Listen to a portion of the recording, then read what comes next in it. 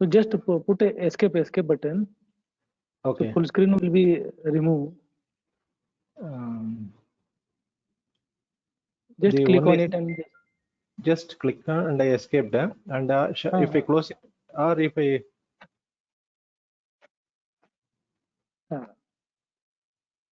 again you can make it. Is it okay? Yes sir, yes sir, it is visible. Okay. It is visible for you also. Yes, it is very good visible. Okay. Sir, the top bar I am getting, no? Can this be moved out? Yes sir. View everyone. There is a one second row on your screen. View everyone. Talking Okay. your name. View everyone. Just click on that view everyone option and just hide everyone option. Click that hide everyone option. Where is it, sir? SHA? In your window, extreme left corner, there is go to meeting.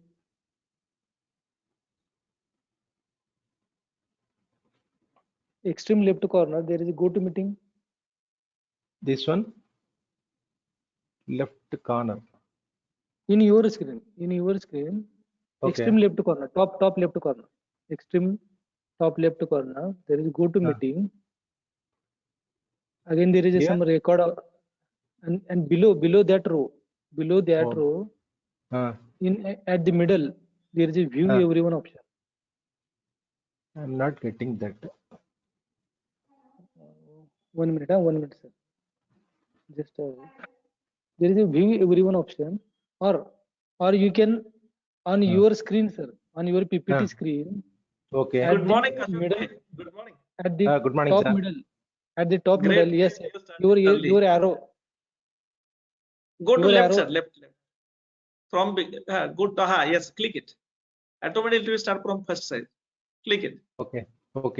No, sir, now you can use enter button also. Don't go there. Enter of your laptop. Enter button. It will automatically move actually.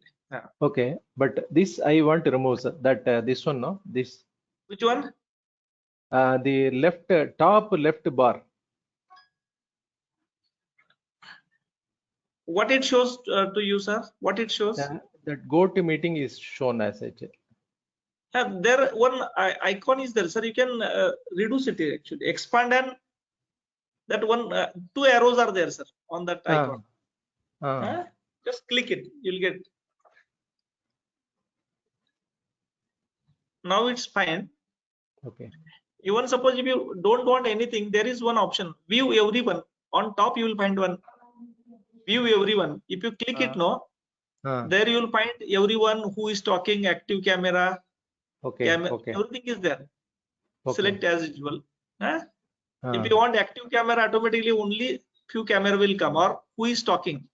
Okay. That you can select. And right side, that different menus or the participant, if you don't want, that also you can collapse. Expand and collapse. Okay. That setting is there. Okay. Okay. Now I think everything is fine. Still you feel anything you want to change? Yes, sir. 1 second. Even sir, top side, whatever the photos are, that also you can reduce it, sir. The size you can drag it like this, anything. We can increase that PPT size also. Whatever you want can be done.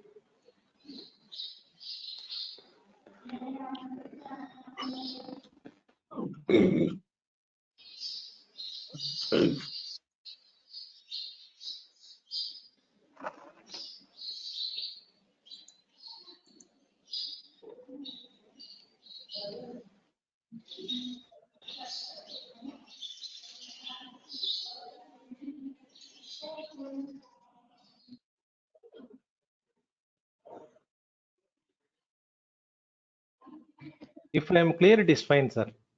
Now it's fine, sir. It's very nice. Okay, sir. Okay, sir. Okay. It's actually full screen. Okay.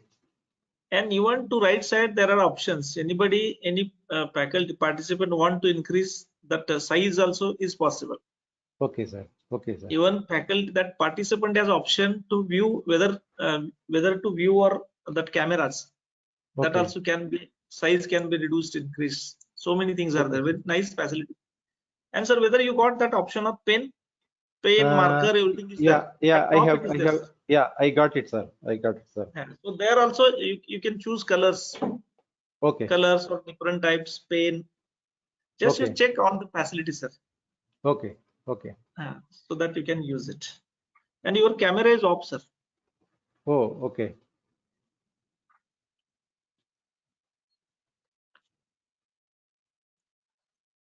It is Great. okay? Yeah, okay. Yes, it's fine.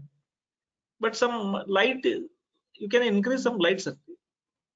Lighting. Shading, Yeah. some shading is on your face actually. We can't see you. Yeah, I understand. I understand. Tube light might be at backside of that. Yeah, I understand. Yeah, that is it. Yeah. Okay, okay. But your rest is fine compared to last. Okay. Now you are too comfortable. Thank you, sir. Thank you, sir. With Yeah. this platform. Yeah. Even just you do one thing, all the facility just check, sir, so that you will get Okay. idea about it. Sometimes we get Exactly, sir. unnecessarily tension, using tension and other things. Exactly, sir. I'll sure do it, sir. Okay, okay.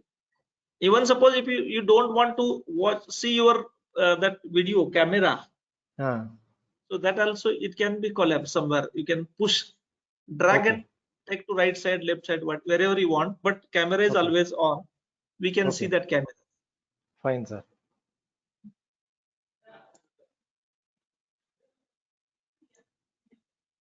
Khade sir, Yes, sir. we'll start dot at 10. Okay, okay, okay, sir. Okay. Otherwise, it will delay all the other sessions also. Okay. I'm getting pausing screen sharing. Don't if you pause it, it will pause it. No. Okay, okay, okay.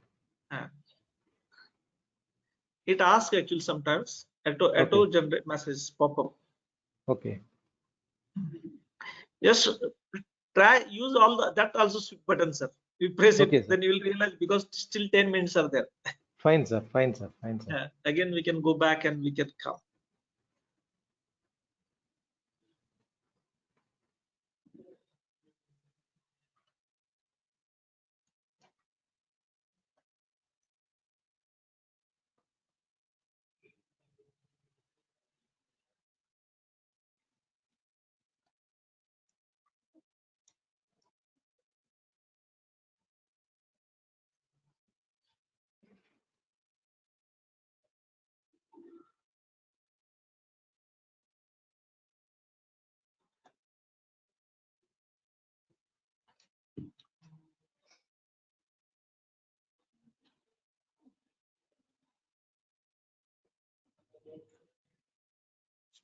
Judgment.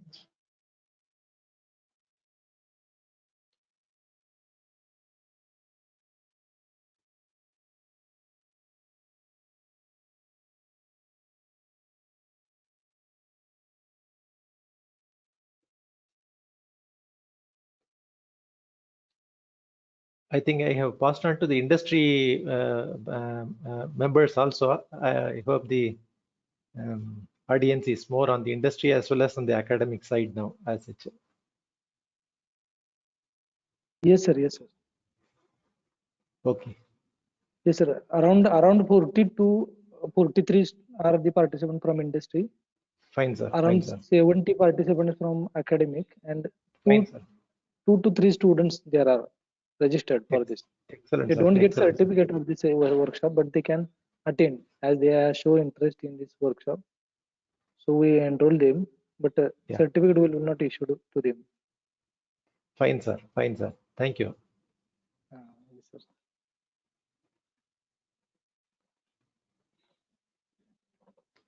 Yesterday, our Milinji's session was really good. In fact, a lot of information from the BE regarding the directions of BE towards this energy conservation management institution to Correct. industry interactions. Excellent it was. And they're doing well. Yeah. Because they have so many issues that political interferences are there, some approvals Yeah. they need to take. Still, they are doing well, sir. Excellent, sir. In spite of all this, and he was total positive, sir. He wanted Yeah, to support all peoples across Exactly. pan India. Huh? Yeah. Yeah. I think So our we need to. BE has set up a energy management center at Coimbatore. I think around 35 lakhs he spent on the instruments and other things like that. Why he was telling that at Belgaum cluster also you can plan for that. And if you have that, it is an excellent win-win situation for the industry as well as for the institutions in and around the Belgaum cluster now, like yours, like your college now. That is one thing. I'll do one thing. I will visit that center. Yeah. And then otherwise we'll apply from our end for Excellent. Maharashtra here. Actually, that is also possible. And Yeah. even we'll support them, whatever support they need, because we have trained faculties, skilled persons. There is no issue that will support them. Fine, sir. Fine, sir. He was very positive actually, huh? His total Exactly. Exactly. He was very positive towards this industry, that is towards the MSME, how this energy conservation awareness has to reach the industry. And he wants, I think we are given to understand, the institution has to take the mediation role to transfer the energy conservation awareness to the industry. It's an excellent proposition as such. Correct. So we should approach all these persons actually, means officers and other, because they wanted to do so many things, but there are limitations of their main is human resource. They don't have that. Exactly. They have that budget and other things. So in that context, we will support them. In fact, as you said rightly, if the BE state designated agencies are given all these instructions, then it will be easy for us, each and every state, we can concentrate on our state designated agency and we can get the things done locally and have an access to the industry energy conservation programs as well as such. But fortunately, what happens, sir, in Maharashtra, that MEDA is doing well. Excellent, sir. And they are supporting, they are cooperating. There is no any issue for the MEDA. Yeah. I think Maharashtra and this Gujarat and Punjab, they are doing a lot of initiatives taken by the state designated agencies. If all the other states also take up that, it will be good for the, each state as such. Correct. So that on that even Milinji told that I know that the Save Energy program and other things, because here they are giving 50% financial assistance to all the beneficiaries. Yeah. Those who are willing to go for energy audit. Yeah. So by that we did, as from college, we did good number of audits actually conducted. Exactly. Under that Save Energy program. That is right, sir. Even they have made 3 category for the industry, up to 5 lakh one category. They give 25,000 rupees to the industry. Yeah. It is a 50%. 5 to 15 lakh, 5 to 50, they give 30,000, and above 50 lakh, they give 35,000. Exactly. And similarly, they did for the commercial buildings also, up to 1 lakh, above 1 lakh. Yeah. And for the residential also, and for all the government buildings. Yeah. Only that beneficiary has to register with the MEDA with 1,000 rupees. Yeah. That all procedure we do from our college. We collect all the formalities, and in addition, there is one more the program run by this MEDA. They call it as a demonstration project. Oh. And this is applicable only to the government buildings. Oh, excellent. So the government building, first they have to undergo that energy audit by empaneled auditor. Okay. And if that government building has old appliances, energy intensive appliances, then they will support up to 25 lakh rupees. Excellent. And through our college, already we have submitted 5 proposals. Yeah. 3 for the engineering college, 1 university like this, and they are in pipeline. In fact, he is specializing. Yeah, in fact, he is specializing on this PAT scheme. If he is able to extend, BE is able to extend the PAT scheme, that is once in 3 years, this mandatory energy audit is given to each and every HT consumer throughout India. It will be a excellent engagement for the busy engagement for all the energy auditors throughout India now. That is what we want very badly now. Yes, yes, true. And it can be happen only with interaction. So we should have good delegation with all these your peoples.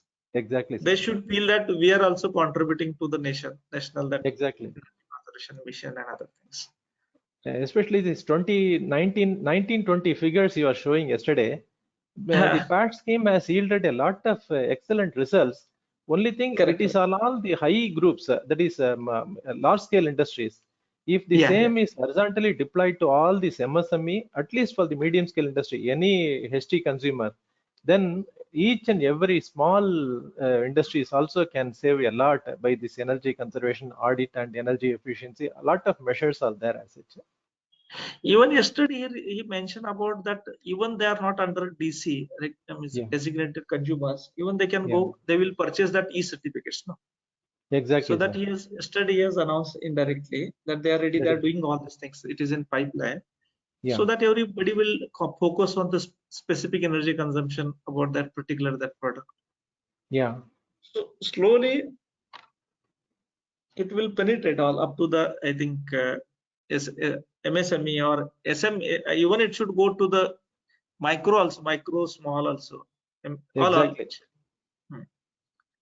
But in fact, some of the videos meant for the BE's training programs on this MSME, it is worth watching by all of us. Lot of inputs have been shared in the BE videos. In fact, last September they published it. It was kept silent. But once we have seen the BE website, it gives lot of information about the this energy conservation videos that has been done in the implementation done in the industry. It is an excellent knowledge for all the energy managers and auditors as such. And their website is dynamic, sir. Daily some changes are there. I used to watch that all the programs of this BE. Exactly. Even they have separately the star label website also. BEstarlabel.com. So there all the data is there. We can compare all this your appliances on that basis we can proceed. Exactly, sir.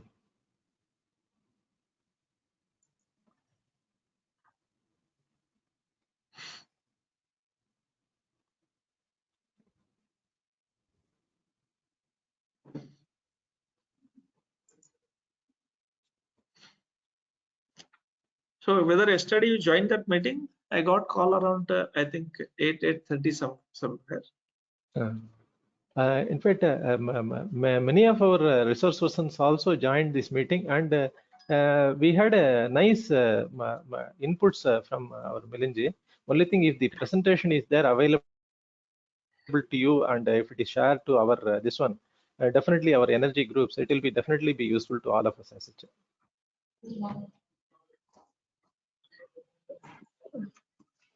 Then I'll ask him to share that presentation. Yes, sir. Yes, sir.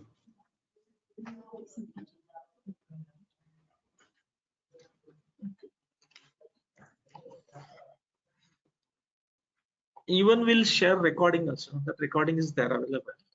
Exactly. Exactly.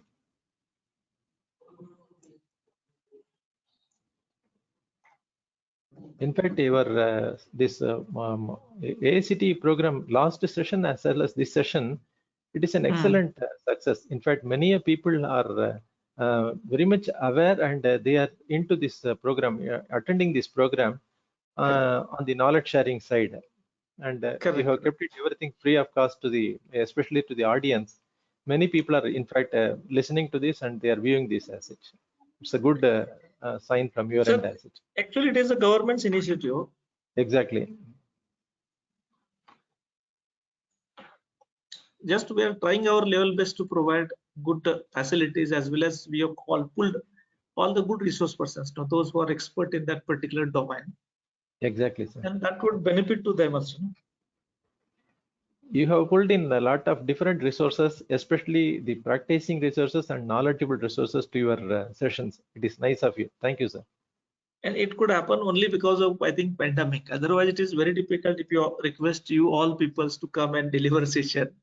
Exactly.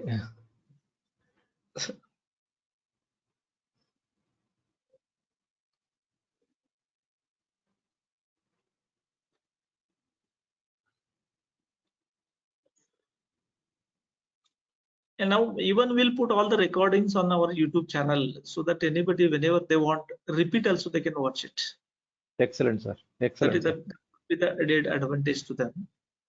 In fact, have you put the last sessions recordings in the YouTube, sir, as such, or you are yet to put this Yes, yes, after have to finish? finalize. Because some Fine, sir. editing is required, something Fine, that sir. will Fine, be sir. on our website. Okay.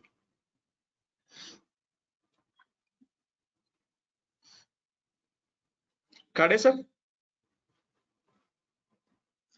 We'll start because next it will get delay for the next third session. Okay, okay, sir. Okay. Good morning, all of you. On behalf of Sharad Institute of Technology, College of Engineering, I welcome Ashok Seturaman sir in this second phase of STTP on energy conservation and audit. So, I welcome him on behalf of SITC Uyatra. Now I give brief introduction about him. So he is graduate in BSc BTech from MIT in instrument technology. He has 41 years of experience in industry, maintenance, project, commissioning, etc. He is accredited energy auditor. He also Central Council member of IAEMP. He had conducted around 400 energy audits in India and abroad. He involved in professional training activities in India and abroad. He also write energy conservation articles in many national magazines like Electrical India, Cooling India, Textile Journals, and also on BE website, IAEMP websites. He has recently published a book named as a Practical Guide to Energy Conservation and Management. With this brief introduction, I request Seturaman sir to start his session. So on this session, he talk on the energy conservation and auditing practices in textile industry. So I welcome again and I request him to start the session. Thank you, sir. Thank you, Kade sir. Thank you, Kade sir. Good morning to one and all. Thanks for giving this opportunity, especially to Dr. Sanjay Khat and to the college, Sharad Institute of Technology, College of Engineering. Thanks for giving this opportunity. In fact, I just wanted to go into the energy conservation and auditing practices by the predictive monitoring systems, what we can employ in the energy auditing practices, in the procedures. It is basically condition monitoring approach. There are two types of condition monitoring approach, whether we are going for a preventive type or the predictive type. The industry is employing the maintenance on the prediction side. Prediction maintenance, they are doing it. Let us concentrate on predictive monitoring to achieve this as such.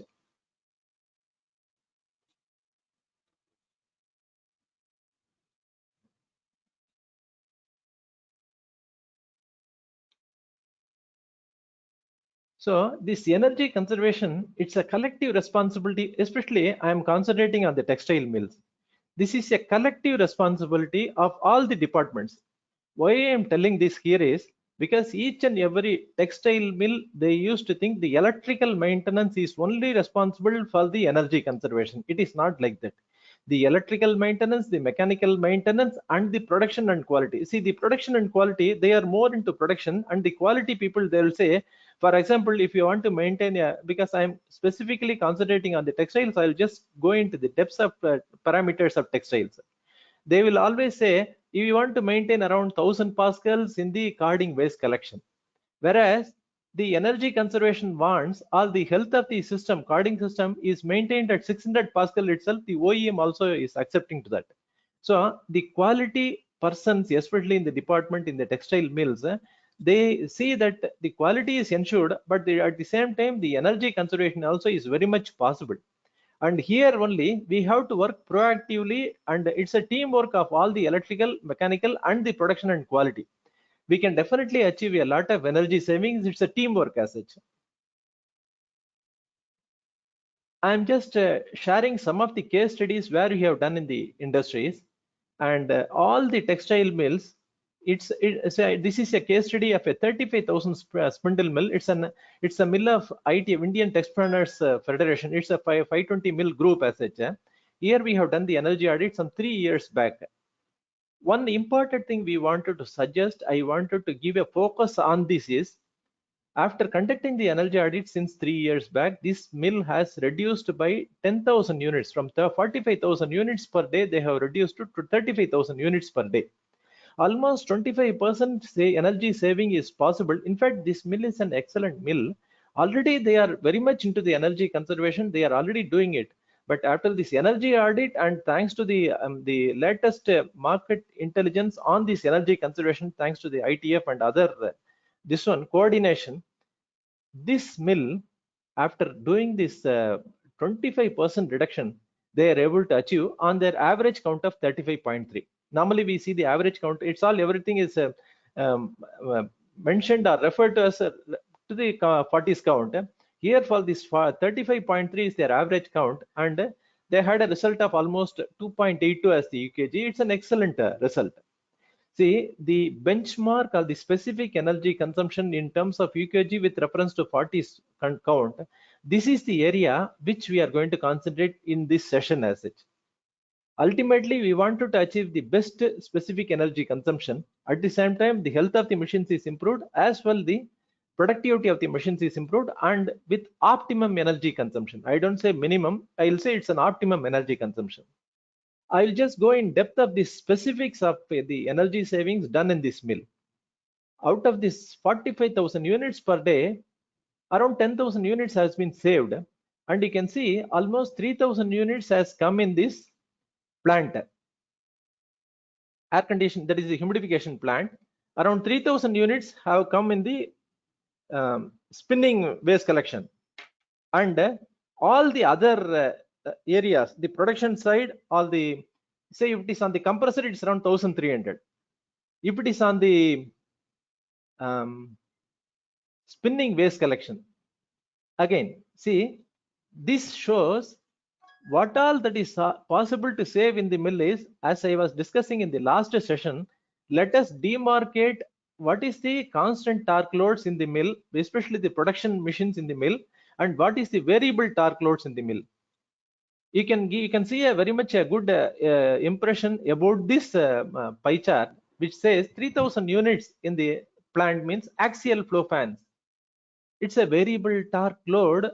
It may not follow the centrifugal backward curved impellers characteristics, but this also, it follows the fan's affinity laws more or less, and around 3,000 units per day out of 10,000, almost 30% is savable in this.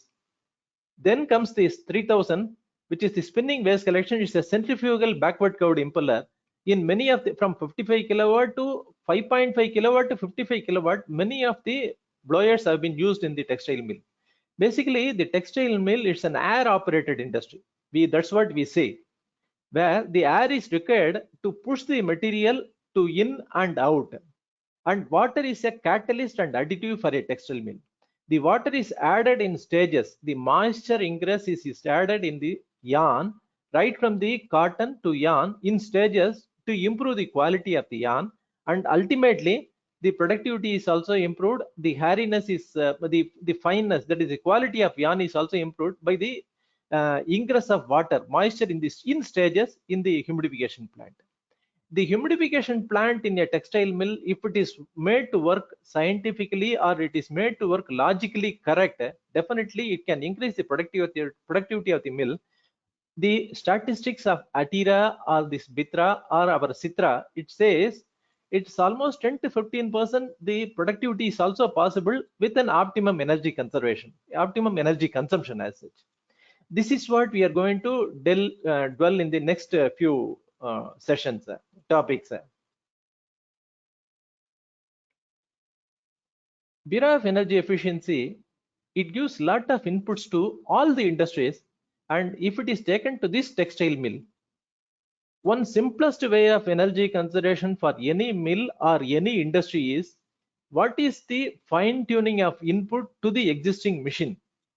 monitor your input to reduce the target its reduction. That is what B says. B is the main mantra of B is only monitor the energy consumption for any motors above 10 HP which is running for 2 shifts a day. Definitely monitor this to target its reduction. The relative condition monitoring of energy inputs for the given machines, a batch of machines, that itself will give the way for the industry to see where it is going wrong, where it is going right, and there it can be corrected. We call it as the energy losses, or we call it as the end-to-end losses, the losses between the cup and the lip in the industry. This I can segregate in the electrical side, on the compressed air side, and on the power factor side, and on the pneumatic side, all the in the water side also.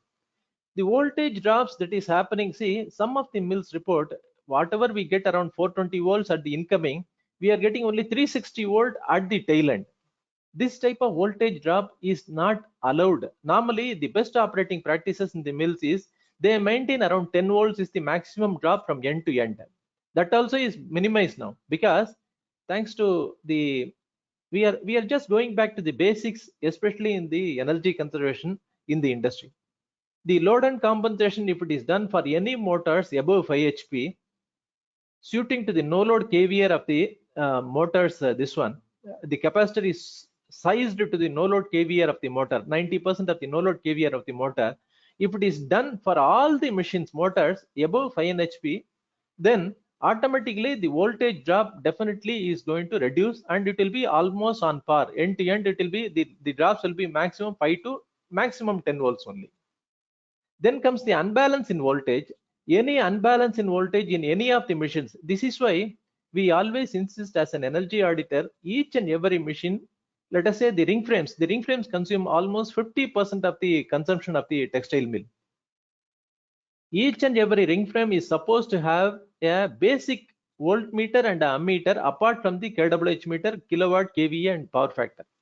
Because any voltage unbalance or any voltage drop, when a machine of 55 kilowatt or 75 kilowatt machine is switched on and off, what is the dip, what is the switching surges that is coming up, what is the voltage drop when out of 10 machines running, if one machine is switched on and off, if you are able to see the voltage drop in the next machine, it shows there is definitely a dry contract that is coming to the machine from the SSB to the machine. These are all the things.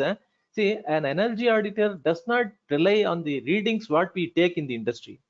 We just see to it what are all the transients that is happening when we are taking the readings.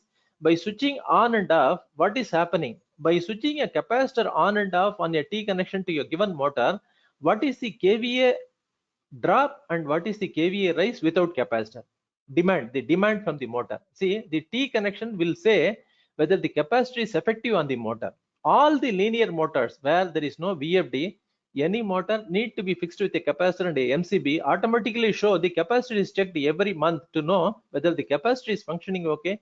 Yeah, 25 kVA capacitor means it takes only 32 amps or not, or it is taking less than 25 amps means the capacitor has already derated and it has got its life is out. Then comes the power factor. What all the power factor we maintain at the power house or at the towards the EB, that is definitely needed, but it is the first and the foremost that we have to improve the power factor on each and every linear motor above 5 HP. Any standard motor, I mean to say, without VFD. A VFD motor is there means there is no need for a capacitor there. Automatically it is taken care. VFD, by the, if you see by the electrical Thevenin circuit, it is basically, it's a variable capacitor for zero load to, from no load to full load for the given motor. If the VFD is fixed, the VFD will maintain around 0.9 as the power factor. That is the best branded VFD. Why I am suggesting here, why I am telling you specifically on this, because a VFD can give almost 0.6, 0.7 also. Some of the non-branded VFDs, they give around 0.7 or 0.8. It is not PF compensated. The branded VFD will maintain a power factor of around 0.9 always. So the no load KVR of kilowatt, kVA, KVR of all these parameters, it is definitely going to help when we know whether it is the machine load or it is the yarn load. Basically, the machine is self-consuming more, or it is giving to the yarn, to the production of yarn. It is used for the production of yarn. So always let us take, instead of an open shaft KVR for the given capacitor sizing, we can have a fully loaded KVR. These are all the practical deviations we make so that we give enough KVR for the motor at the motor end. The THD amps, the H5 and H7, which is acting due to this VFD, that needs to be reduction, that the reduction has to be done in stages from the load itself. Normally we say the house harmonics, the harmonics has to be house arrested. If that is done from each and every load end, definitely the harmonic impact on the given textile mill will be very much less, both on the current side and also ultimately on the voltage side as well. See, as I was telling, the energy auditor, he goes into the study of the mill, not only on the point of study, the period of study, we also look into the maintenance aspects of the mill. Many of the textile mills are still doing this reactive based maintenance, that is breakdown maintenance. And many of the mills, that is the old generation mills, but many of the mills, 7 out of 10 mills have changed over to proactive type. But still many of the proactive type mills, they are doing only a preventive maintenance. They go by the OEM, whatever the energy auditors say, they go by the OEM's instructions and recommendations, and they say 3000 hours they have to do this oil change, 6000 hours they have to make the filter change, this filter change, or whatever that is told by the OEM, they are following it. But throughout the industry, thanks to Bureau of Energy Efficiency, this condition-based monitoring has taken over in many of the industry aspects. This condition-based monitoring, do the maintenance right on time when it is needed. I will just go in later slides. Why this condition-based monitoring can give yield a lot of energy savings to the textile mill. Thanks to our beloved past president, APJ Abdul Kalam. He is always focusing on the national T&D. Almost 2004-2005, it was around 35%. See, why I'm talking about the national T&D loss? The national T&D loss is replicated in the textile mill or any other industry also. What is transmitted? The transmission loss is less, the distribution loss is more. From 2004-2005, now on 2019-20, yesterday our Milinji also was referring to this. Now we are almost around 20% now. We are the T&D loss is around 20%, whereas the Western nations like Germany or Europe or any of the other countries, they are less than 10%, 4% or 7% it is they are operating. Our APJ, our Dr. Abdul Kalam sir's main priority is, if you want to improve the energy intensity or the energy conservation in the industry or in the distribution network on the electrical side, power grid side, we have to concentrate to reduce the T&D loss. Now from 35% it has come to 20%, and in another 2 to 3 years we are trying to go to almost 15% now. By 2020 we are planning to go for 15% is the T&D loss. We want to reduce more and more. Why I am saying here is the T&D loss is affecting the textile mill much more than anybody is anticipating. See, as I was telling before, textile mill needs air for carrying the, it is air operated, whereas the moisture has to be ingressed at the cotton side, at the blowroom side, at the carding side, at the spinning side, and on the autoconer side. The moisture ingress has to happen in the cotton and yarn in stages. If too much of moisture is given to the cotton or to the in the spinning area, this is also a problem. So we have to go by stage. If you see the air conditioning plant or the humidification plant for a given mill, our Mr. Prakash is an air engineering expert. He is going to take the next session. It will be an excellent session on the humidification side. Here you can find the transmission distribution, whatever that is done in the textile mill is, we are trying to maintain almost 95% to 98% RH at the mist eliminator side of the humidification plant. But 98% RH maintained at the mist eliminator, that is not reaching to the tail end of the mill. The transmission and the distribution loss is more in the mill, especially on the humidification plant. And if you are able to correct it, ultimately we have to replace the existing GI ducts and we have to go for the FRP ducts, especially the circular ducts. Definitely this will see to it that whatever that is done in the humidification plant, that will be straight away transferred to the mill premises in the spinning area, in the autoconer area, and in the blowroom area as well. So the temperature and RH at the mist eliminator heavily gets dropped, because once it goes under the false ceiling, it is kept open. It has to be insulated. We go for a medium density insulation, MDF we say, and it has to be insulated. Sorry, sir. The medium, So, the insulation has to be, the we medium. request participant to mute actually, please. Any participants, please mute. Sir, your camera is not on. We Yes, want sir. recording. Recording is essential. So Okay, there it okay, will okay. reflect. I'll switch on the camera, sir. Fine, sir. Fine, sir. Please. I was seeing the network issue. That's why I closed it. I'll just switch on, sir. Okay.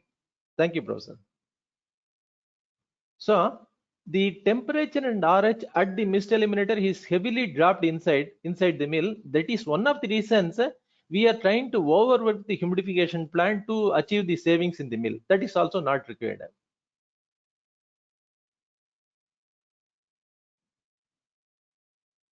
Then comes the pneumafill air blower at the ring frame machines. In the ring frame machine, whatever is the pneumafill air that is pumped from the blower end to the other end, heavy drops are there because the duct size is small. It has been designed for a old generation, this one, and the latest MOC, the material of construction, also matters, and that also has to be changed to improve that end to end the Pascal drop is minimized.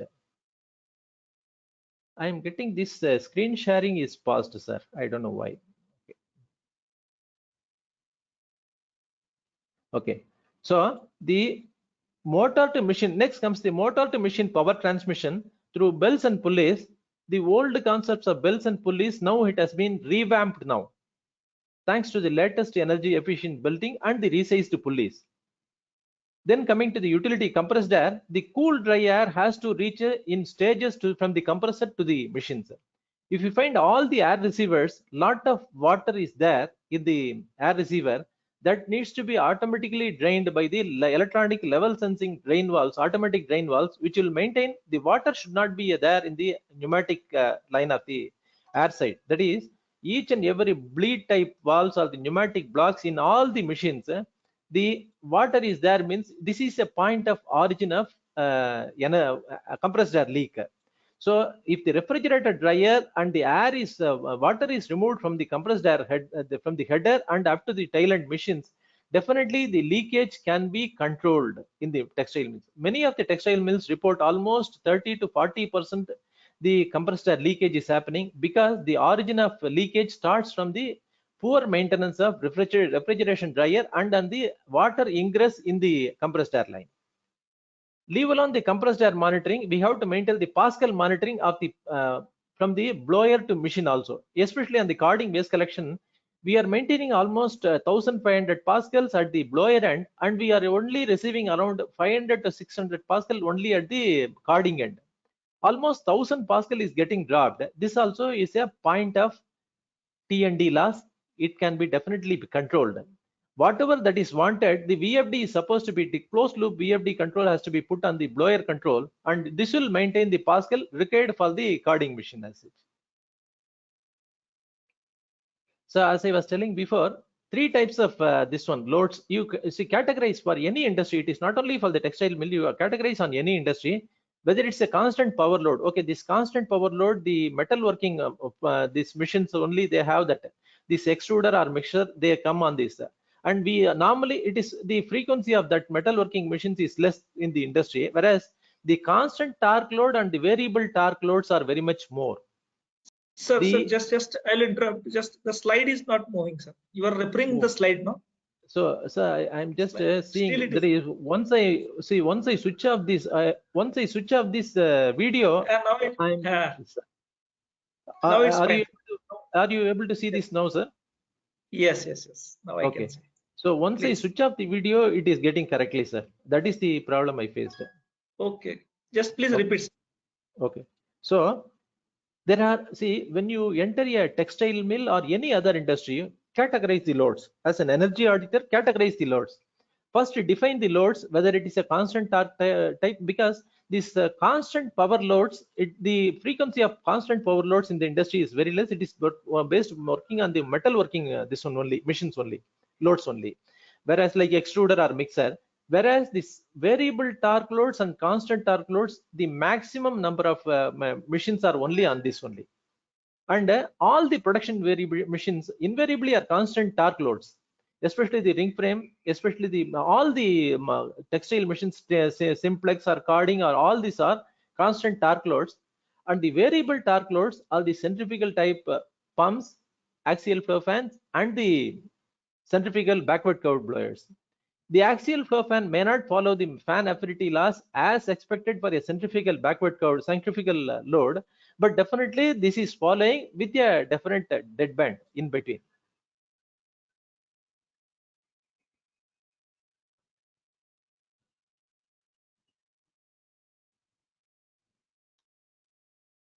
So basically we are trying to identify the problems in the utility equipments and in the production machines. This is the part of our energy audit. The energy audit is not only to get the energy savings possible for the textile mill, but it is also to find where is the defect in the system. The defect has to be focused and it is to be highlighted to the management. Especially many of the machines are bought, the production machines, the management takes care, utmost care. If it is an auto corner means they will go for a 250 kV UPS or any like many of the machines, they take all the protections, whether it's a constant voltage stabilizer or a servo stabilizer for a auto corner or a carding machine, they do everything. But when it comes to the utility, they see that okay, we are whatever that is given by the OEM, let us do it. If there is a mistake at the time of installation, the inefficiency creeps in all the utility machines, especially right from the installation. And that is what it is silently ignored by the industry. We as an energy auditor, we have to focus on this, especially on the transformers, electrical distributions. These are all the areas where, see, the transformer is there, we know the what is the copper loss and what is the iron loss. But when more and more of VFD loads are added, almost 70 to 80% VFD loads are added now, thanks to all the modernization in the textile mills, many of the latest trends in the automatic there is auto cone winding, all this automatic production mechanisms are put in the textile mill machines. Definitely the VFD is becoming more, non-linear loads are more. If you see the non-linear loads in the given transformer, automatically the transformer K rating also matters, and there is a loss more in the transformer. So we have to see to it that the amount of THD, especially the H5 and H7 that is pumped out from the VFD, that has to be controlled and at the VFD itself or at the SSB itself. Then the end-to-end energy losses, as I was telling on the compressed air as well as telling on the Pascal. Compressed air, at least the pressure is monitored. The Pascal, if it is monitored, definitely the energy savings is much more possible in a textile mill than the compressed air. All the textile mills are concentrating only on the compressed air, but if they concentrate on the Pascal measurement on all their waste collection systems, right from the ring frame to carding to all the other machines, waste collection blowers, the energy savings, percentage of energy savings is more than 30 to 40%. As well, it is in the humidification plant also. They are overrunning the humidification plant, but the effect of humidification plant is seen less in the mill only. It is happening in the compressors. What is generated more is almost 78 bar, whereas the mill is able to operate some of the big group mills. When we did the PAT audit, we are seeing the big group mills where they are consuming more than 1 lakh units per day. They are operating around 5.5 to 5.8 bar only at the main header compressor pressure. Whereas all the small mills like around 20,000 or 35,000 mills, they are operating at 6 bar or 7 bar. The more and more the amount of compressed air header pressure, the more and more the pressure consumption. Almost every, you can see from 1 bar reduction, 6 to 8% the power savings can be achieved. Fans and blowers also, the OEMs have to give a provision to measure the Pascal right from the blower end to the tail end. If we make a provision just by the drilling machine and measure all the Pascal at the end to end, we know the Pascal drop is very much more than the normal drops as such. Coming to the, I'm just going to the case studies of the textile mills where 50% of the consumption is on the ring frame. We are very much aware. Almost, I'm just telling it's a thumb rule only. Let us say the mill is consuming 10,000 units per day, means 5,000 units per day is going towards the ring frame only. If we are able to see, why I'm suggesting here now is condition monitoring not only is on the ultrasonic or the infrared, it is on the oil analysis or the grease analysis for the given textile mill or for the any of the industry where we can achieve this, energy conservation. At the same time, we can go for productivity improvement also. We are used to this conventional type grease for all the motors and all the mill linkage parts, the power transmission parts. If you are able to replace the conventional grease, multi-purpose grease, with a specialty grease where it is a polyurea thickened grease with an additive and in this one thickener, definitely this grease will definitely, in fact, some of the bearing OEMs, they are saying energy saving bearing with this specialty greasing. This also is paving a way for towards the energy conservation. We can see almost 2 to 3% on the existing rim frames just by cost. By a daily, you have to spend only one day reworking on the bearings and putting this specialty grease on all the ring frame machine, one machine per day. Almost 3% is savable in a machine just by a retrofit of almost 3,000 rupees is the specialty grease is the cost as such. The payback is just within a month. This, after having done the energy audit, we are studying the parameters. You can see these are all the parameters that is available on a ring frame, where you can see the top line, it's a green line showing the speed of the machine. It is operating from 12,000 to almost, it is going to almost 21,000, 21,500 RPM, the spindle RPM I am telling. The middle blue line shows the kilowatt, and the bottom line, red line, shows the hank length. The hank length gradually increases to the maximum when there is a camelback. It's basically, we call it as a camelback curve, especially on the ring frame monitoring, the kilowatt monitoring. Here, after conducting the energy audit, we are going through all their this mill has textile mill, this RRD, this Honeybee Automation has done the ENMS, and we can see when there is a increase in step change and increase in the spindle speed, the jerk is there in the kilowatt. Here we suggested them, you replace all your tin roller bearings with the specialty grease. Try to reduce the friction in between the components from the main motor to the spindle. Automatically this becomes straight lined, it becomes smoothened, and the energy savings is achieved in this mill. And after that only we started suggesting to each and every mill wherever that is possible. I will just go in depth of that this one also. Citra says the energy consumption for a ring frame, almost the spindle power, the say let us say it's a 1200 spindle, 1200 spindles, they consume almost 40% of the motor power. The spinning power is 20%. The tin rollers, pulley and shaft, this is 12%. This is more. This is more means what? This is varying, and normally the bearings are supposed to be replaced once in 5 years. And if the mill is not replacing the bearings, at least they have to go for the specialty greasing of bearings. Every 2 years, if they are able to replace this grease, automatically there is a savings of almost 3 to 6% by just touching. This is what it is called as the T&D loss. The T&D loss in a textile ring frame is what is transmitted up to the tin roller is the transmission, and from tin roller to the individual spindle, it is almost the distribution. There it can be very much corrected, and the energy savings is possible from 3 to 6%. This we have seen in all our energy audits, post-audit energy audit implementation. It is see, we have come across having done 400 energy audits in many of the industries. We have come across this ring frame in a textile mill. It's a unique machine. A motor power is around 40 meters. The motor is kept at one end. The transmission is happening up to 40 meters through 52 tin roller bearings. It's a tin roller. See, many of the the textile mills also, they are doing a lot of ingenious work, innovative work, going for the weight reduction in tin roller bearings, but that also did not help them much. But having done the specialty greasing for all these tin roller bearings to match to the spindle load, see, almost you find 52 bearing. Normally, when we find any of the industry, we will find a drive end bearing, non-drive end bearing from the motor, and it's a journal bearing or a pillar block bearing on the machine side, and it will be connected to the machine. It's a tangential shear stress from the motor to machine. It can happen for any of the industry. But this ring frame, it's a unique machine where the motor power is transmitted through 52 twin roller bearings to the spindles. Ultimately, it's 1200 spindles. So if the power is transmitted more and it is distributed, the loss is happening in the distribution, this can be corrected by going for condition monitoring of the twin roller bearing and going for the specialty greasing. Instead of regreasing more, we can go for this one. I can just say as a blockwise this one. These are all the subsystems. What is happening is a 55 kilowatt motor or a 75 kilowatt motor is at one end of the ring frame machine. It's almost 40 meters away from the tin roller bearing is almost 135 feet.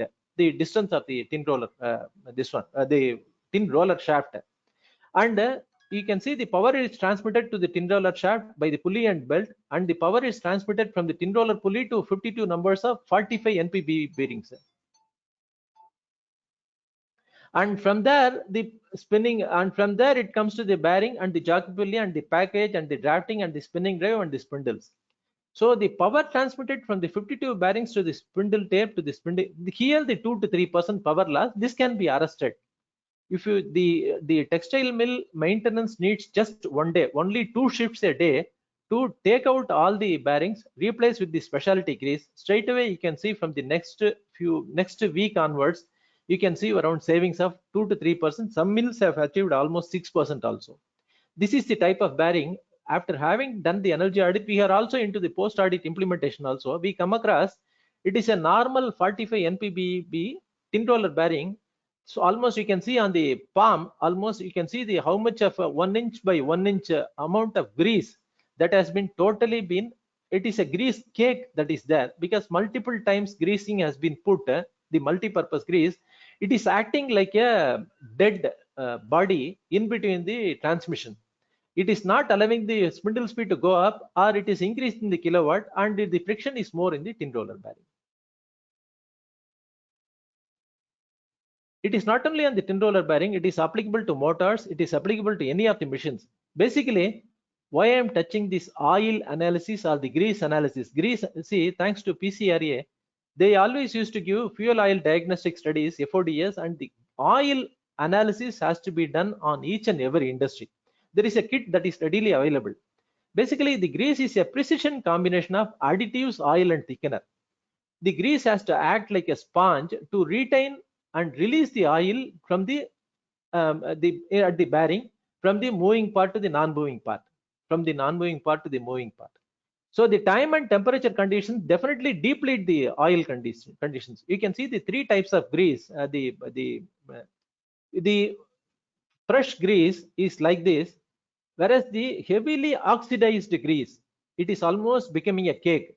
This is it is a load by itself. It is a load in between. If you see a 40 feet road on a 1 meter on a national highway, you have a 20 feet small this one. You can say there is a block.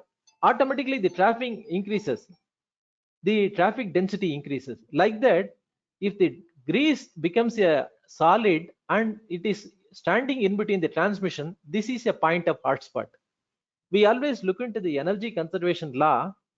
Whatever the energy inputted to the system, the energy input has been, it has to come out. If the output is not coming fully, then the loss will be there. The loss or the symptom of loss is the hotspot that is measured by your infrared thermal imagers.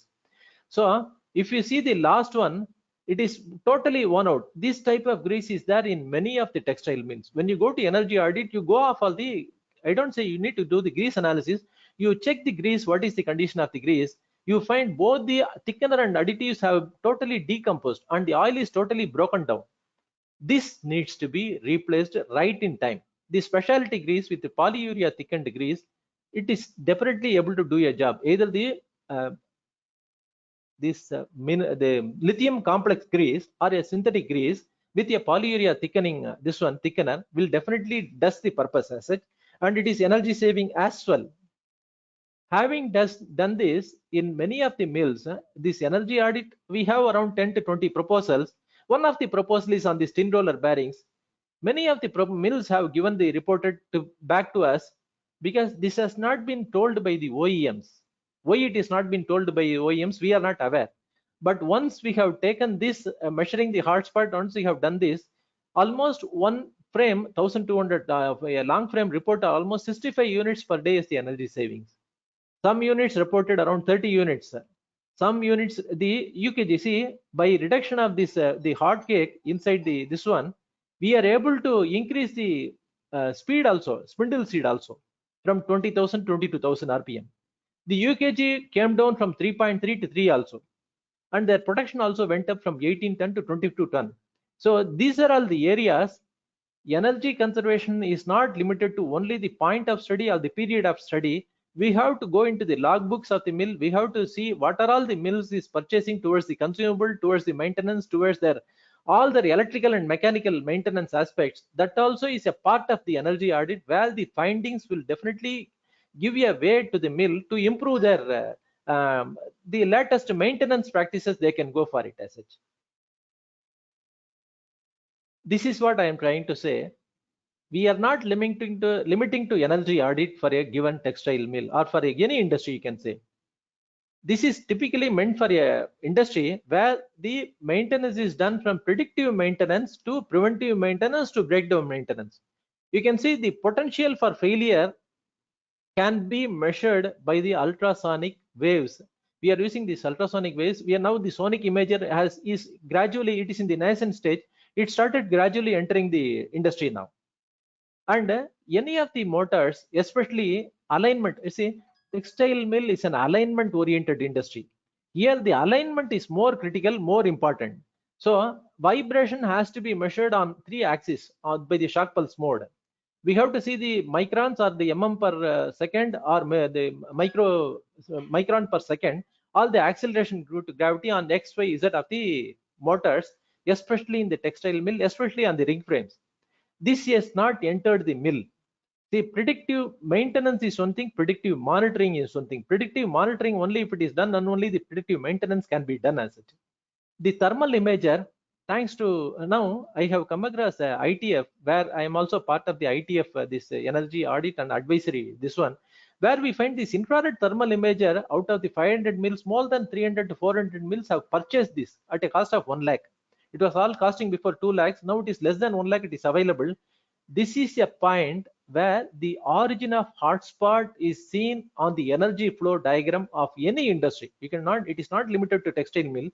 Any energy flow by the Sankey chart also says what is the percentage of energy that is going end to end from the input to output. We are concentrating on the energy flow. What is streamlined, what is turbulence, where it is crossing, and where there is a obstruction of energy flow, there it is a point of hotspot. The law of energy conservation says whatever that is inputted, either it has to come out or that has to come out as loss. Why some of the motors are very hot at 80 degrees and why some of the motors are around 60 degrees, just 20 degrees above ambient? A warm motor is always better than a hot motor. The efficiency of a warm motor is definitely better than the hotter motor. Then comes the oil analysis. This is also important. See, the textile mill has not taken this. Once we take up this oil analysis, it will give a lot of inputs to the textile mill. What is the condition of the oil? What is the condition of the whatever the oil that has been used, that has to be checked as such.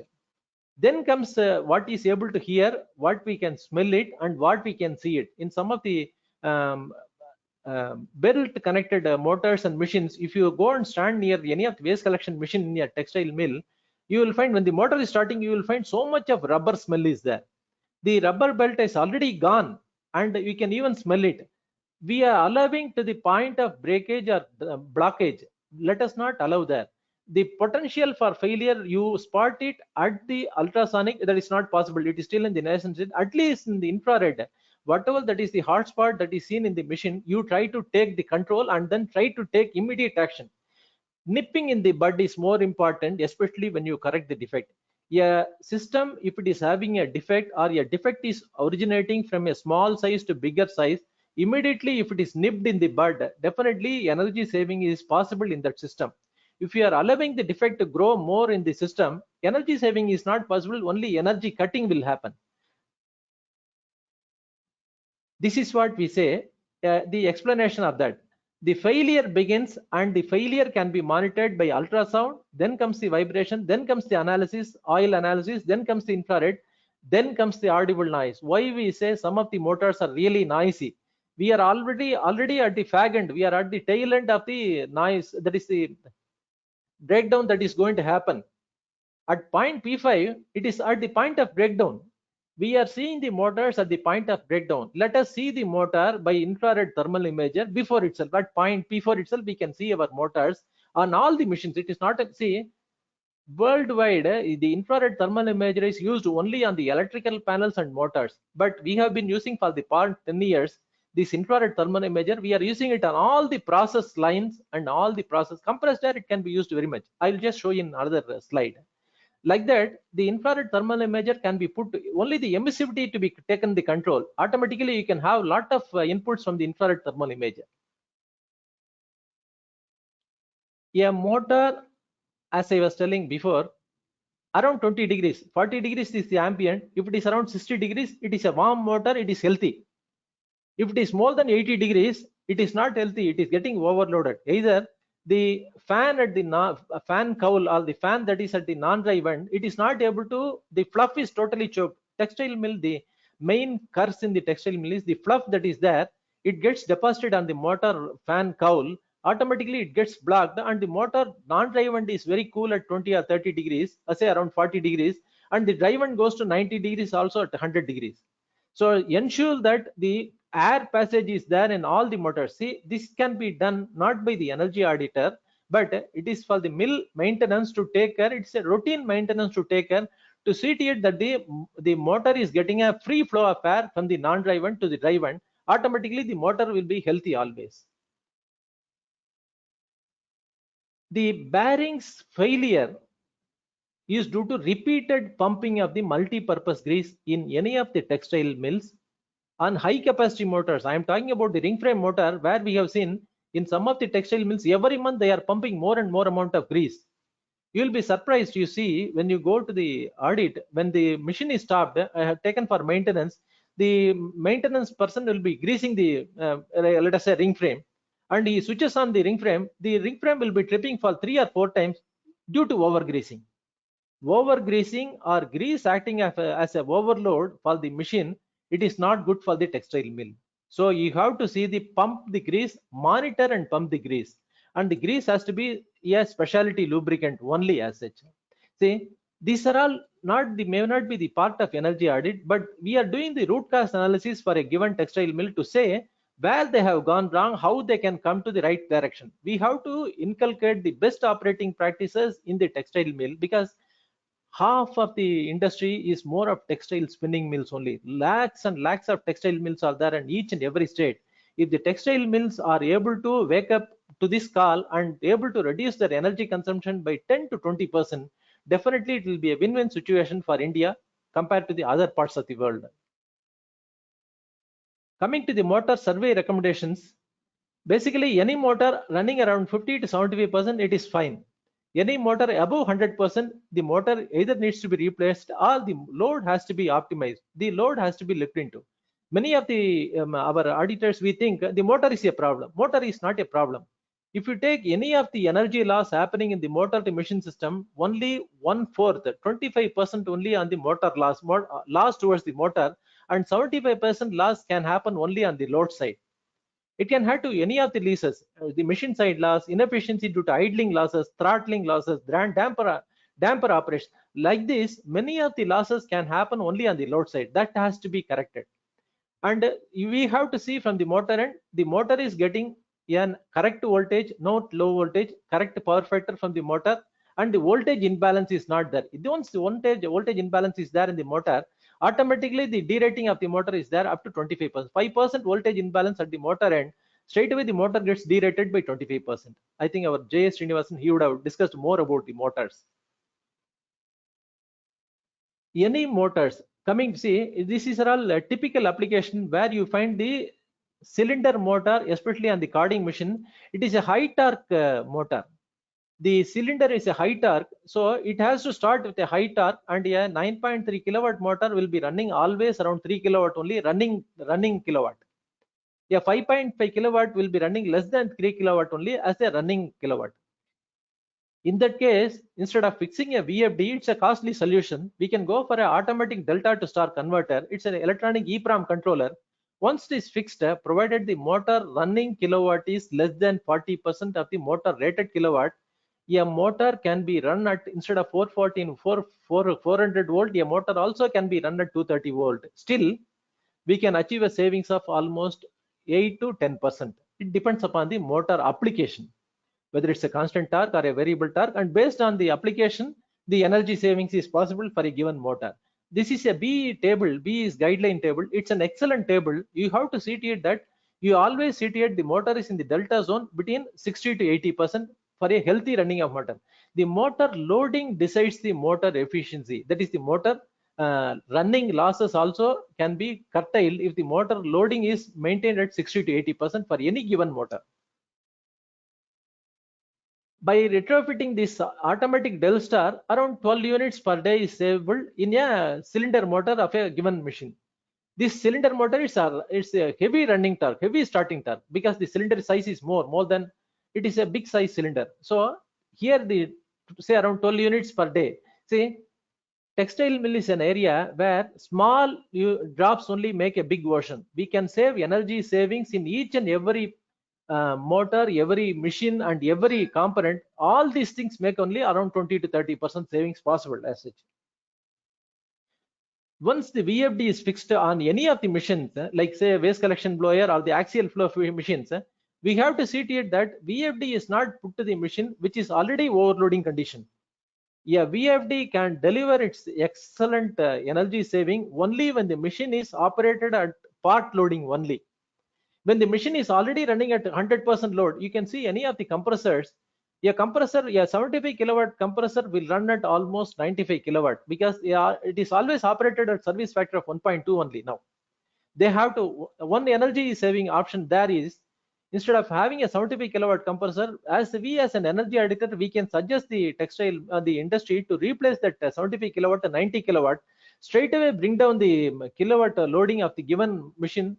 Instead of 110% at 1.2 service factor, you can bring it to 80 or 90%. That itself is energy saving for the compressed air generation as such. When you are fitting a VFD on the system, you have to see we have to open all the panels, motor panels in the textile mill, because fluff is totally there in the mill.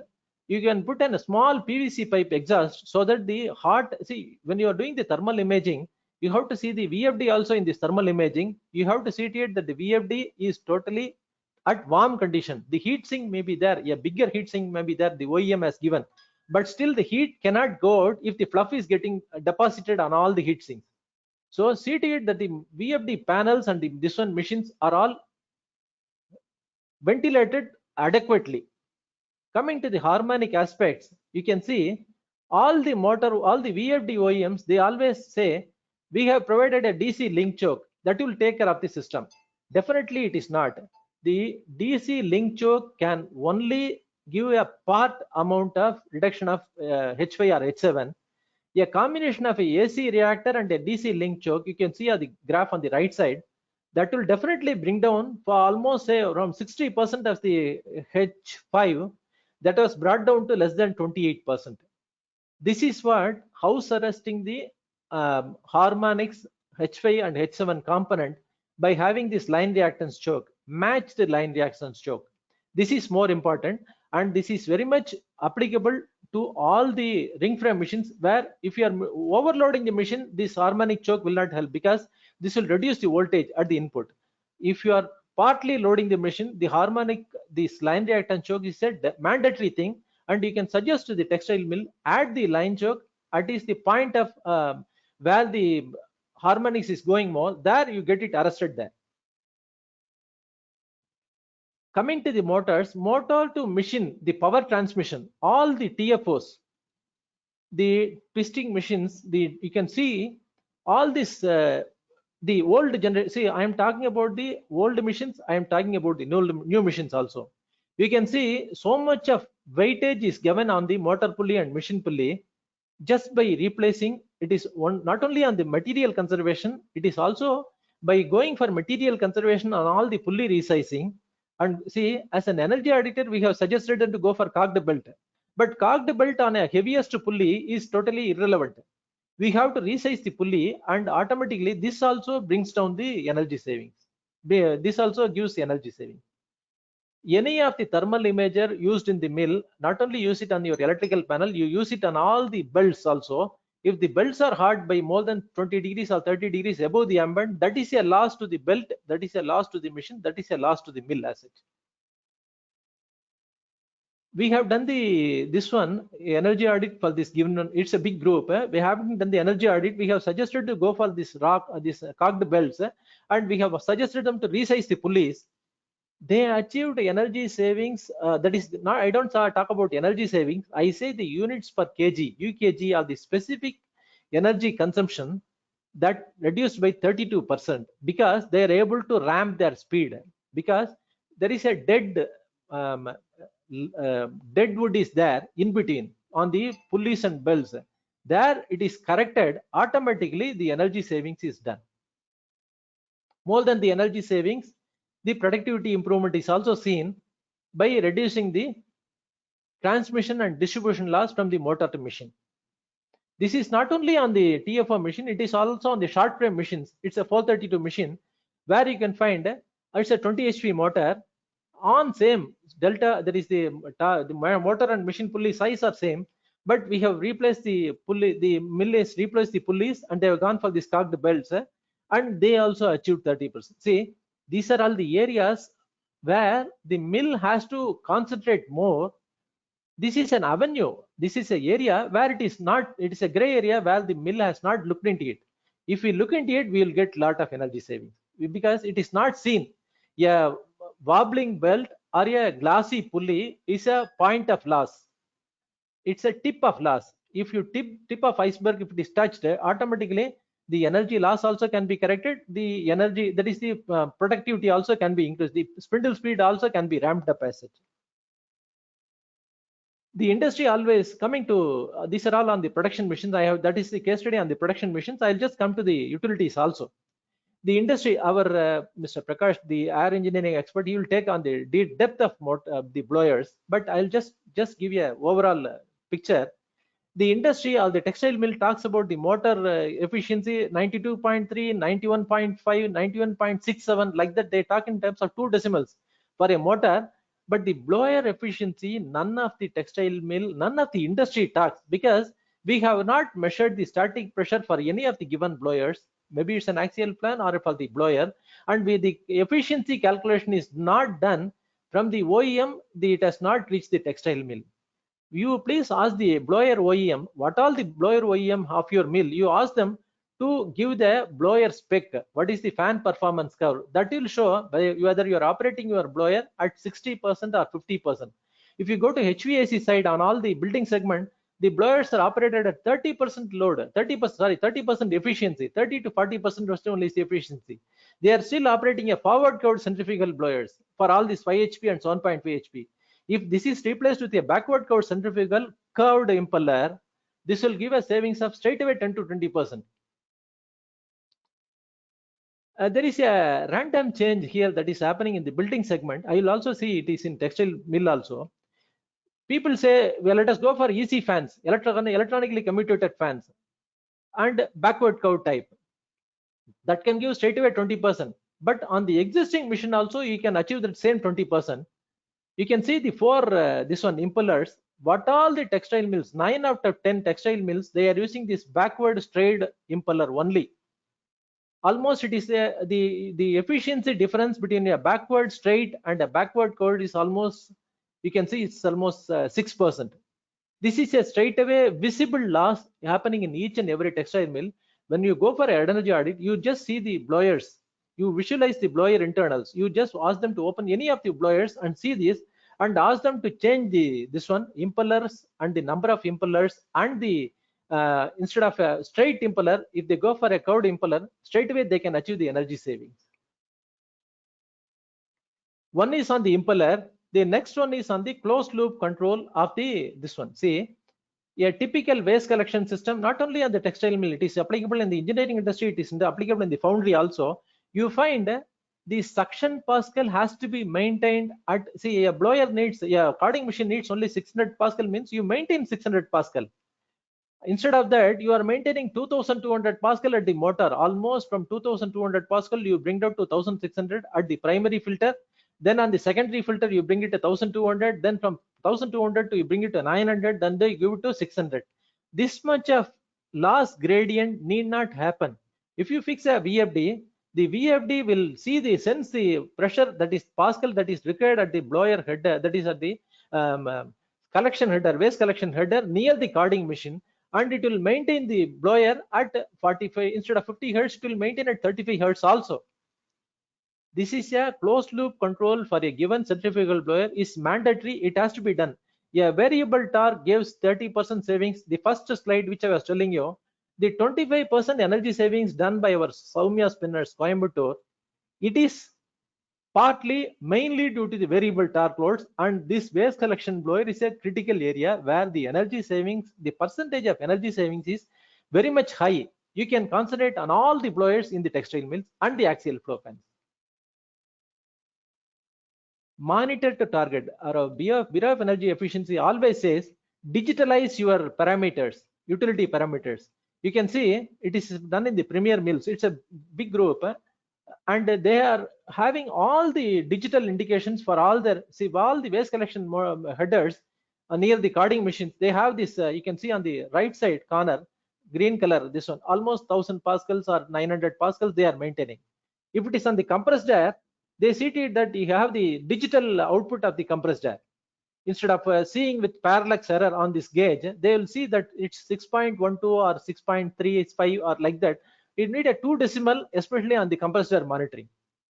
On the second, you find this Wells waste collection system. It is costing just 10,000 rupees.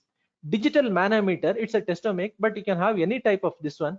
It is able to measure what all the Pascals that is maintained in the ring frame and all the carding machines in on the waste collection header. Everywhere it is measurable and you can maintain it. In all the water corners also, people are maintaining a different Pascals that also monitor and then control it, matching to the given load, matching to the given count of the count that is operated in the mill.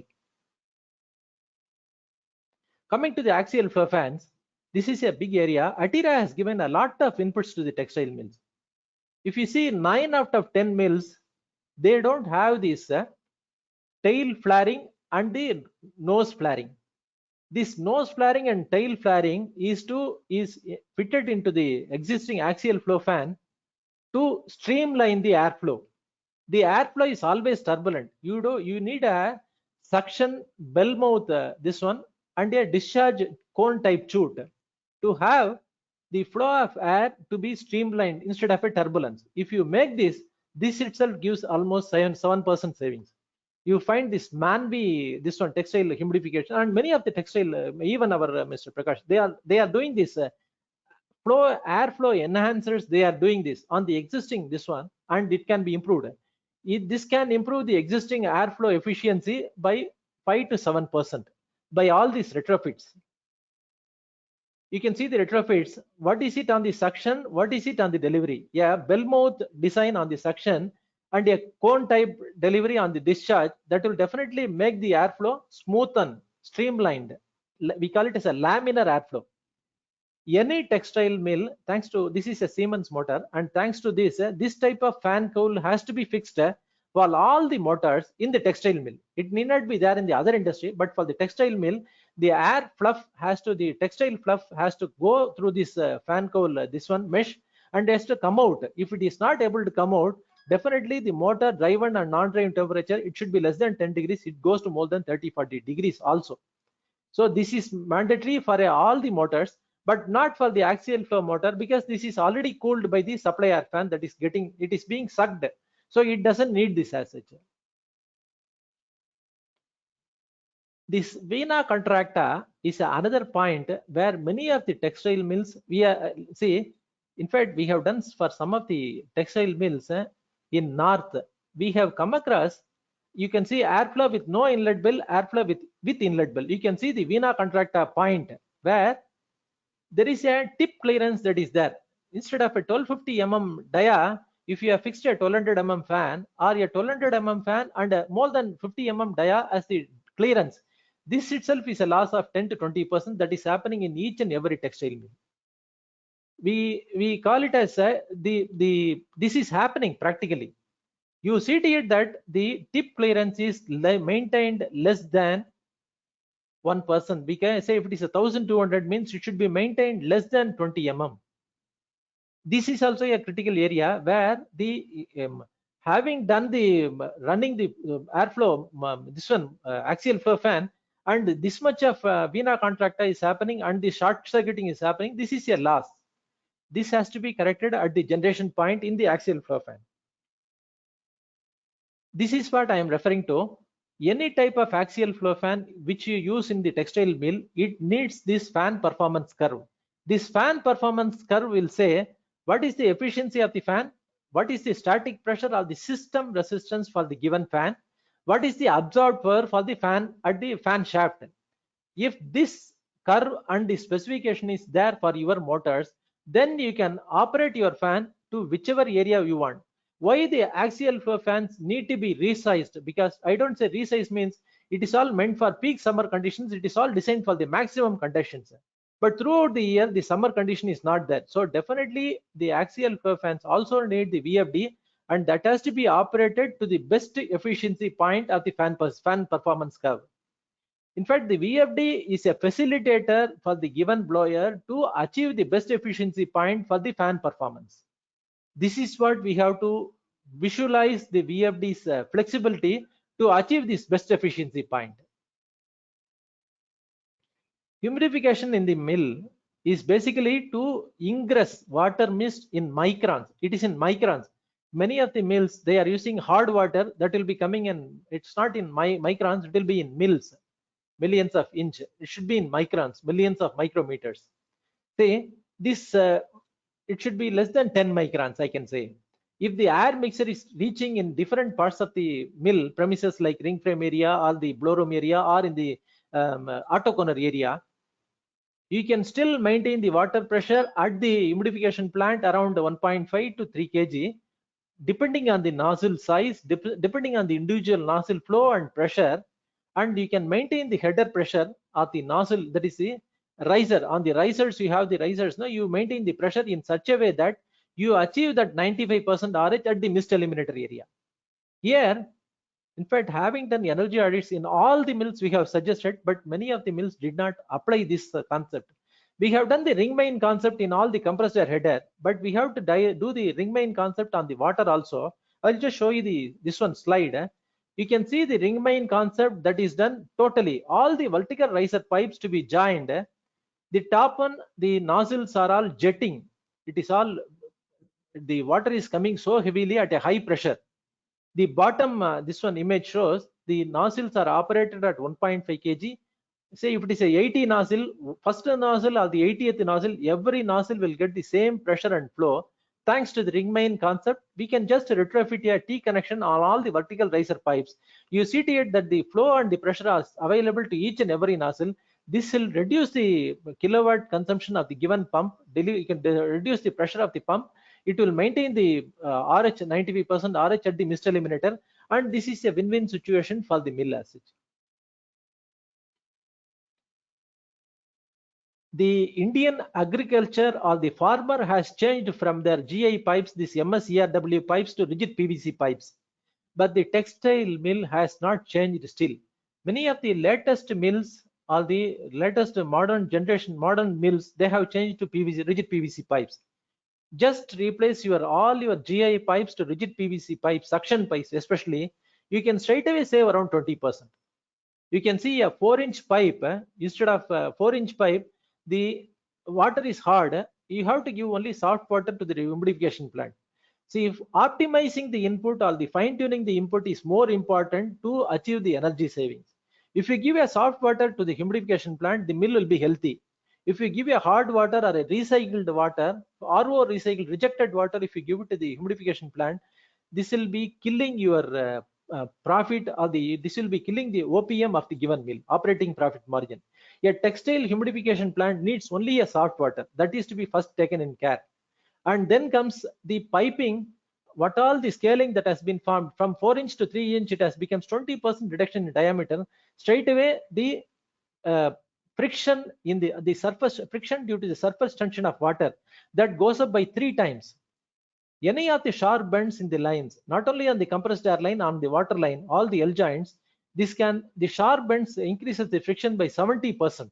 So go for long bends only in all the water lines, in as well as the air lines. Coming to the compressed air is healthy provided the air receiver is at, say if the ambient temperature is 40, the air receiver temperature has to be less than 45 only. 5 degrees is the maximum allowable. So you have to educate the mill as well as the OEMs, refrigeration dryers. They are supposed to have the temperature gauges at the air receiver. Worldwide, you have not seen any air temperature gauge on the compressed air receiver. We have to educate the industry, textile mill, to have the air receiver, the temperature gauge on the air receiver, and give alarms, like digitize the air. So you go for a RTD type, this one, it doesn't cost much, and it will give an alarm. If it is instead of 45 degrees, it goes more than 46 or 47, automatically the dryer gets derated. That is why the textile mills have understood this. For a 1000 CFM compressor, 160 kilowatt compressor for a textile mill, they go for almost 1500 or 2000 CFM dryer capacity. The dryer capacity minimum has to be 50% more than the compressor capacity. Refrigeration dryer, I mean to say. Automatically the pressure, the temperature has to come down. You don't allow the dryer to derate because of higher input temperature to the dryer. The post air cooler has to definitely work correctly, and the water has to be removed at the water separator, at the air receiver, and at the air dryer, refrigeration air dryer. The temperature monitoring, especially on the compressor house, will definitely give lots of energy savings to the compressor generation, compressed air generation. Coming to the air intake for the given compressors, we are in India. A tropicalized climate has so much of SPM, suspended particulate matters. So if the more of hairiness or the more of fluff, and especially in a textile mill, you will find all these pre-filters. You are supposed to have a pre-filter, 2-stage pre-filter. One is a Netland type SS mesh on this one with 30 degrees angle. This needs to be fixed on all the textile mill screw compressors, air compressors. Then you go for a polyurethane filter. This is washable, this is cleanable, daily washable and daily cleanable. Automatically you can achieve an excellent FAD. Free air is delivered to the compressor air intake, and you can save around 3 to 5%. Some mills have lost more than 10% also because of choke in the FAD, choke in the paper filter of the FAD. This is a mandatory provision to be done on any of the textile mill air compressors. You have to educate them. The OEMs, they give for the safety of the compressor, but they have to also educate the textile mill to improve their energy savings in compressed air generation. Any mill can operate from 150 watts per CFM to 250 watts per CFM. Many of the mills are still operating at 250 watts per CFM. That is the SEC. But now the mills have started operating at 150 watts per CFM. That is what we have to target, we have to achieve for the given mill. Coming to the air intake, we have to educate the textile mill to go for a air intake digital, this one. See, this is given by a OEM, and this says 006 bar. The textile mill user, as a maintenance person, he assumes only it is 0. If you are seeing a 006 bar, it's a 1 lakh Pascal. If it is crossing 600 Pascal, this itself is a choke for the FAD. If it is crossing more than 1000, see, normally they give for 3000 Pascal as the air intake filter, maximum delta P across the filter. If it is crossing 1000, you have to take the action to clean the filters. You cannot see a 600 Pascal on a 1 lakh Pascal scale. Either this console has to be remodified to resolution has to be improved, or you have to add an add-on with a digitized this one with an alarm. When there is a full flow, automatically if it gives alarm, then it needs to be cleaned. The air intake pre-filters has to be cleaned.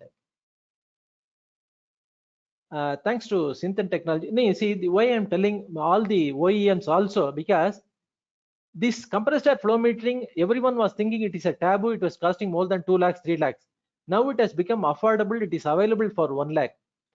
See, this mill, textile mill, it was operating a 37 kilowatt machine for a 47 kilowatt. You can see the 47 kilowatt because they did not have a cleaning receiver. Because they did not have the cleaning receiver, once the cleaning is taken, straight away the pressure drops. So to maintain the pressure drop, this mill is always keeping 1 bar high on the header pressure.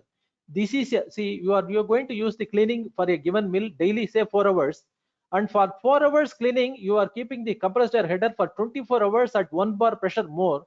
That is a loss to the mill, that you have to educate the mill to go for a cleaning receiver, to keep a dedicated cleaning receiver, and you maintain the pressure is not dropping when there is cleaning happening.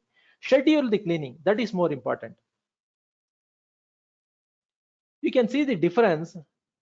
Look into the difference between leakage and cleaning.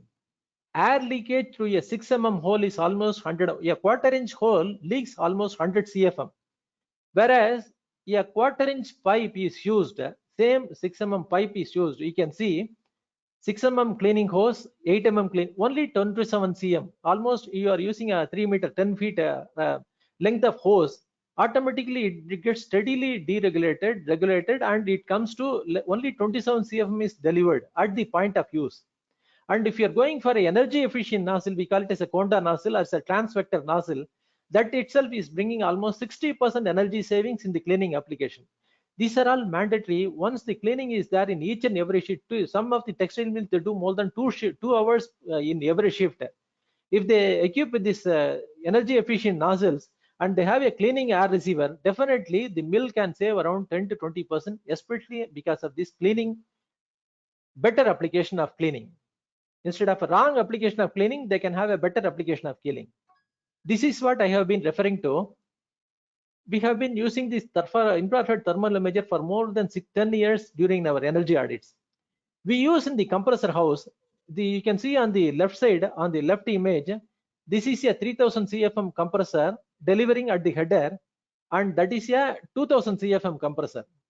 See, the 2000 CFM compressor is at a higher pressure. This is not allowing the 3000 CFM flow to go in. You need to have a conjoining bends. This thermal imager, we are able to see this, and we have suggested them, and immediately they change this from this T connection to conjoining bends, 45 degrees conjoining bends. Automatically the pressure drop also problem solved, and the flow is, the cut-in cut-out also improved for the given compressor. The compressor house needs an excellent ventilation. If somebody is doing a chute type mechanism, especially on the compressor, definitely the compressor will fail within few years, few months also. The air has to be exhausted out quickly out. Yeah, air has to be exhausted with the expanded, almost 50% the air expansion has to be there on the expanded duct. It has to come out.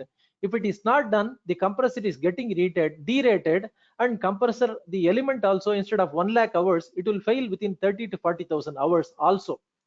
So take care to give a expanded duct, especially on the, see, these are all the symptoms when you visit the textile mill to see. These are all the areas. Immediately the mill has to take steps to correct this. The cut-in cut-out, this is more important. You see, if you have a batch of compressors 1, 2, 3 or 1 and 2 only, give the base load full condition, operate the base load to the full condition, and modulating load only for the 30%. The VFD will be on the modulating load only. Base load will be running full, and for the modulation, yes, say 20 to 30%, the VFD will be put to action. In fact, by adjusting the cut-in cut-out for the given textile mill, this can itself give a energy savings within 1 to 2 hours. This mill can save by adjusting, fine-tuning the parameters of cut-in cut-out for the given compressors. What is to be set to 6 to 6.5, what is to set to 6.2 to 6.7. All this matters depending on the loading and depending on the application. We have done an energy audit in an L&T foundry. It's a ISO 50001 foundry. It's a world-class foundry at Coimbatore. We just asked the foundry, that maintenance person, to relocate the pressure sensor. You can see on the green line, we have asked them to relocate the pressure sensor from this point to the air receiver. It's a 5 KL receiver. It's a battery of compressor, 75 kilowatt, 8 numbers. After relocating this, instead of 5,500 units per day, this came to 5,000 units. 10% savings was done. Allow the pressure sensor to sense not a pulsating load, but sense a constant load. That is why we need 2 receivers for the compressor house. One is for the pressure control, for this one, the receiver, the load and load control sensor. The other one is meant for the process demand.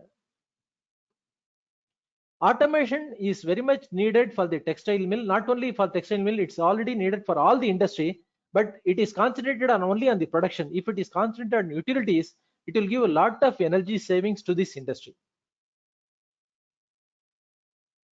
This is last but not the least, the soft water for the humidification plant. I have seen in Salem Sambandham group some 5 years back we have done this audit. They are receiving all the water rain harvested and they are collecting in their pond. That water only they are using it for all their mills. For the total mill they are using only the rainwater harvested this one for their AC plant. Like that, each and every, see, compared to all the other industries in India, textile mills have acres and acres of land. Go for rainwater harvesting pond, then make use of the water for your humidification plant, and also allow the people, surrounding people, they can make use of the aquifer that is getting higher, this one, the water level going up because of your pond, but that is put in the mill. You can improve the conditions of the surrounding people also. So tree planting on all the humidification plant, this is natural. In fact, when we visited a DC consumer, it's a Jayavalas at Aruppukkottai. In fact, we could not find the mill. When you see in the Google map also, in some of the textile mills, if you see the Google map, the mill is totally surrounded by green trees. They are seeing to it that the mill is kept green, totally surrounding green with all the green trees. They see to it that the AC plant, the humidification gets the best air, clean air and dry air. And if you are able to put a smart brick in front of the AC plant, definitely this will give a evaporative cooling also. It will give you a better RH to the given mill. We are trying to make use of the ambient wet bulb temperature and improve the condition of the AC plant, humidification plant. Thanks for giving this opportunity. I have taken your I have taken your time to deliver all this one. What all the discussions what I have done now, I have just published 2 books, one on the energy conservation on general industry and one on the textile mills. This textile mill, it concentrates more on the axial flow fans, waste collection systems. What are all the equipments that is used in the textile mills? This is elaborating on this. And this gives details of all the case studies that we have been discussing now. It is there in this. So you can go buy this online and make use of this. And it is the individual mill, basically the maintenance and the production and the management has to take the initiative to reduce the consumption, because 1 unit saved in 1 machine of a given textile mill which is running 24/7, it is 50,000 rupees saving per annum for that mill. So each and every unit saved in all the machines, it is crores of rupees saving. It is possible in each and every textile mill. Thank you. Thank you. Thank you. Sir, indeed, it was a wonderful session. You have covered so many case studies, which are really helpful for the textile, those who are working or wish to do some research in the textile. It can be helpful to them. Even keep that last page, sir. So that book is actually, I want to say about that, because we have purchased these handbooks for our library, and which are very good. And by that, students are doing some projects using these books also. Because sir, or while doing energy audit or while focusing on energy conservation, his always approach is towards low cost, not for the bigger, that is high cost, high end, that modification or the retrofitting. So this book will help a lot for the those who want to do some different kind of the innovative things or the research or want to conserve the electricity. Sir, it was very wonderful session, nice and very informative. I hope that faculty will get benefit out of it.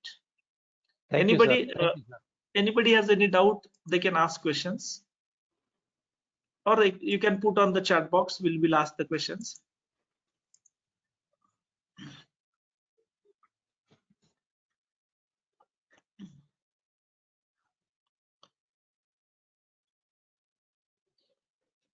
I think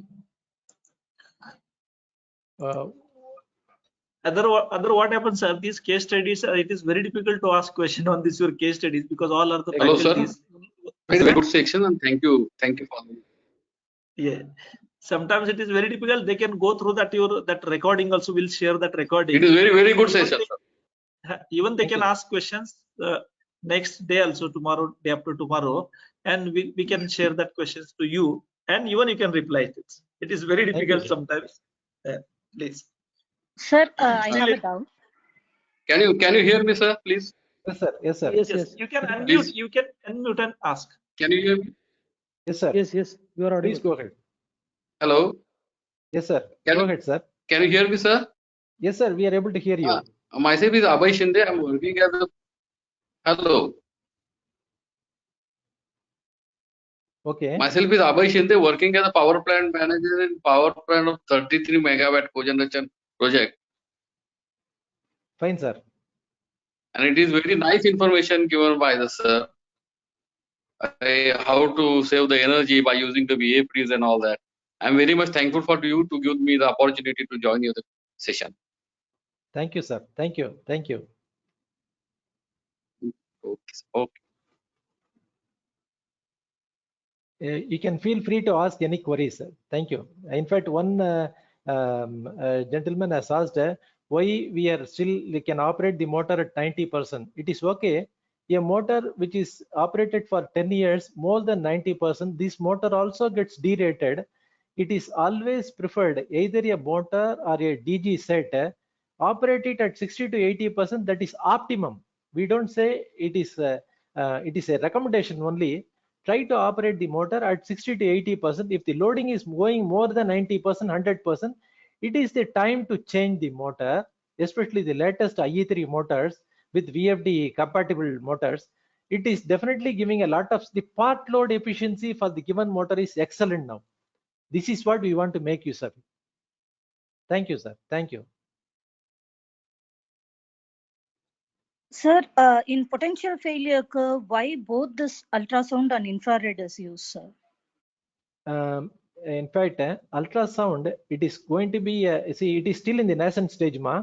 If it is going to come up in a big way, then definitely this predictive monitoring and predictive maintenance, it will be excellent, because now everyone is using this infrared thermal imager that is spotting the hotspot.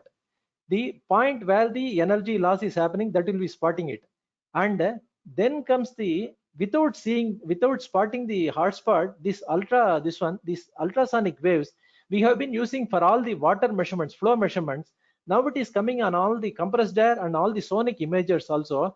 Wherever the point that is there, which is not heard by our human ears, up to 20 kilohertz, this is able to measure that, and this is able to show where the leakages, wherever the partial discharges are happening, that will show it. And this is going to be the, in near future, it is going to come up in a big way, and it will be definitely it will be outsourced to start with, and later each and every industry is supposed to have the sonic imaging as well, apart from the thermal imager. Thermal imager has become affordable now, and it is doing an excellent job to the textile industry, all to the any industry now. Thank you, ma. Thank you. One more last doubt. Sir, how do you follow all these guidelines? Like how you impact all these guidelines, sir? Is it referring your research papers, or like how you impact it, sir? Thank you, ma. Thanks for asking me. In fact, I have shared all the guidelines, the thumb rules, thanks to the Bureau of Energy Efficiency's guidebooks for these energy managers and auditors. And next, the refresher papers. This refresher material, if it is available on the government, our BE website also, you just download it, take a printout of it. Everything is available. And having gone through the papers, research, this refresher course material, as well as the BE guidebooks only, we have done the energy audits based on the BE's guidelines only. I have shared what all the experience I learned from these 400 energy audits. My guidebooks, this practical guide on this general energy efficiency and meant for the textile mill. These two books will give the implementation, what are all the nuances that is there in the implementation of this energy saving. That also you will get it, ma. Thank you, ma. Thank you so much, sir.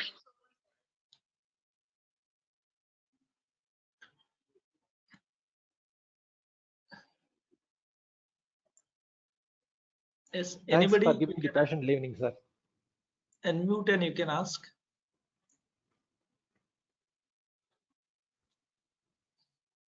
Khade sir. Okay. Is there any question? Thank you all, sir. Thank you all. Thank you all. Yeah. Thank you. Thanks a lot, sir. Thank you. Just Thank you. formal that vote of thanks. Yes, Just yes, sir. Yes, sir. On behalf of Please. Sharad Institute of Technology, College of Engineering, I thank Ashok Sethuraman sir for sharing his experience and knowledge in energy conservation area in textile industries. He discussed problem identification methodology and case studies in textile industry. Once again, I thank Sethuraman sir for this interactive session. Thank you, sir. Thank you. Thank you, sir. Thank you all. Thank you, sir.